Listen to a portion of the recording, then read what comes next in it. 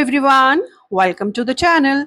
As educators, we often hear the terms learning objective and learning outcomes. Many teachers use them interchangeably, but are they really the same? In today's video, we will clearly understand the difference between learning objective and learning outcomes in a very simple and practical way. We will explore what each term means, why both are important in lesson planning, and how they help us create meaningful learning experiences for our students. Whether you are a new teacher, teacher's trainer, and school leader, this video will help you plan and assess learning more effectively. So let's get started and make this educational term easy to understand. Learning objective versus learning outcomes. The question every educator should ask: are you teaching or are your student learning? These two questions sound similar, but they point to fundamentally different concepts in instructional design. Understanding the distinction between learning objective and learning outcome is the foundation of effective teaching. Learning objectives: what the teacher intend to deliver during instruction, the planned content, activities, teaching goals set before the lesson plans. Learning outcomes: what the student actually demonstrate after instruction, the measurable knowledge, skills, and attitude gained as a result of learning. This video walk through each concept in detail, compare them side by side, offer practical tips for writing both effectively. What is learning objective? A learning objective is a statement that describes what the teacher plans to teach or cover during a lesson or course. It is teacher centered, focus on the instructional process, the content to be delivered, and activities designed by the educator. Objective: answer the question: what will I learn and how will I teach it? Key characteristics: focus on the process, describe the teaching activities and method the instructor will use. Focus on the project may also describe the intended deliverables on the content coverage. Written from the teacher's perspective, often use verbs like explain, teach, cover, present, introduce, discuss. Serve as a planning tool for curriculum and lesson design. Guide what happens in the classroom during instruction. Example: the teacher will explain the causes of World War II and present key historical event. What is learning outcome? A learning outcome is a statement that describes what a student will know, understand, or be able to do after completing a learning experience. It is learner centered, focus on the measurable results of learning, not the teaching process. Outcome answers the question: what will student be able to demonstrate after this lesson? Key characteristics: focus on the project, describe the end result of the learning. Focus on the process may also reflect the cognitive journey taken to achieve the outcome. Written from the student's perspective, use Bloom's taxonomy action verb for measurable, observable, and behaviors. Serve as a assessment tool. Outcomes must be demonstrable and evaluable. Guide what happened after instruction in assessment and evaluation. Example: student will be able to analyze the causes of World War II and evaluate their relative significance. Bloom action verbs for learning outcomes. Learning outcomes only rely on specific observable action verbs drawn from Bloom taxonomy to ensure they are measurable and accessible. These verbs move beyond vague terms like understand or know to describe, concentrate, Demonstrable behaviors.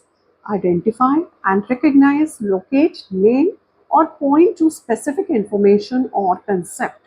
Foundation level recall and recognition task. Remember and understand. Recall fact. Explain ideas in your own word and demonstrate basic comprehension of content. Interpret and explain. Clarify meaning, translate information, and communicate understanding clearly to others. Apply and use. Employ knowledge or skill in new situations, solving problems, or completing tasks with learned material. Analyze and select. Break down information, identify pattern, distinguish between elements, and choose relevant data. Evaluate and judge. Make resonant judgments. Critique argument. Assess quality and defend position with evidence. Side by side comparison. The clearest way to understand the difference is to see both concepts aligned across key dimensions. Use this comparison as a quick reference when designing lesson or curriculum. So the first dimension is perspective. For objective, it is teachers centered, what the instructor will do. Outcome, learner center, what the student will demonstrate. Second, focus. Objective, process, teaching activities. Product, content coverage. Outcome, product and result.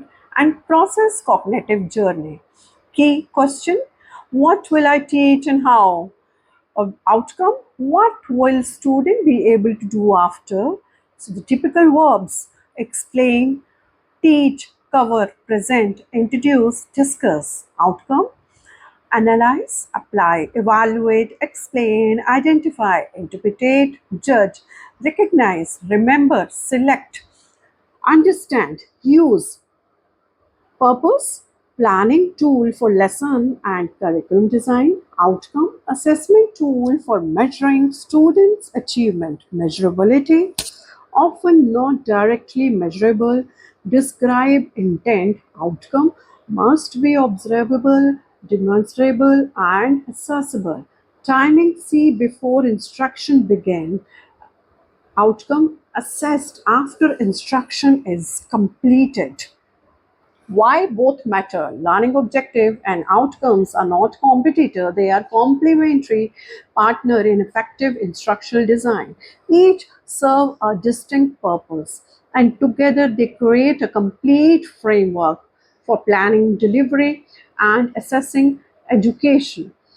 Objective guide the teacher. Learning objective help educator plan and structure their instruction. They define the scope of content, the sequence of activity, and the teaching method to be used. Without clear objective, lesson can become unfocused and inconsistent. Outcome guides the assessment. Learning outcome define what success looks like for student.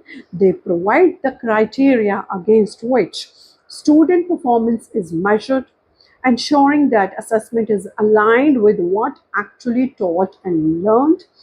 Together they ensure alignment. What outcome and objectives are aligned, there is coherence between what is taught and how it is taught and how learning is assessed. This alignment is the cornerstone of effective curriculum design and accreditation standards. Tips for teacher writing effective, objective, and outcome. So there are three practical takeaways to help you write stronger learning objective and outcomes in your lesson planning and curriculum design. So the first is start with the end in mind before writing a single objective. Ask yourself, what do I want student to be able to do after this lesson? Write your learning outcome first. They define the destination, then design your learning objective to map the instructional journey that gets student there. The backward design approach ensure alignment between teaching and assessment from the start.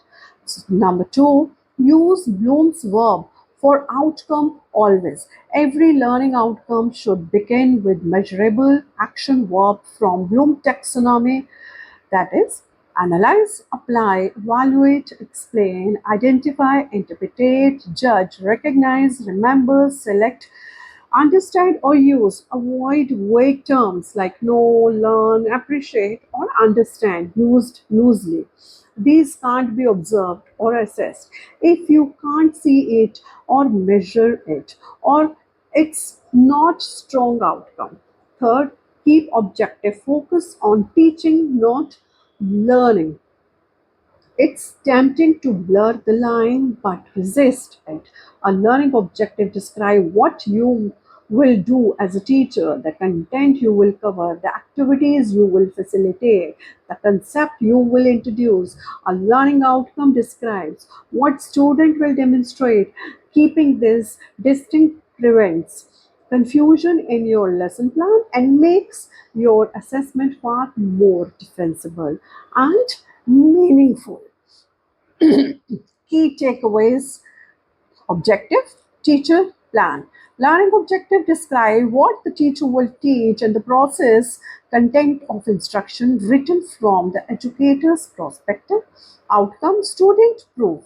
Learning outcome describe what the student will demonstrate, measurable, observable, resulting using Bloom's action work. Both are essential. Together, they create instructional alignment, connecting what is taught to what is assessed for coherent and effective education.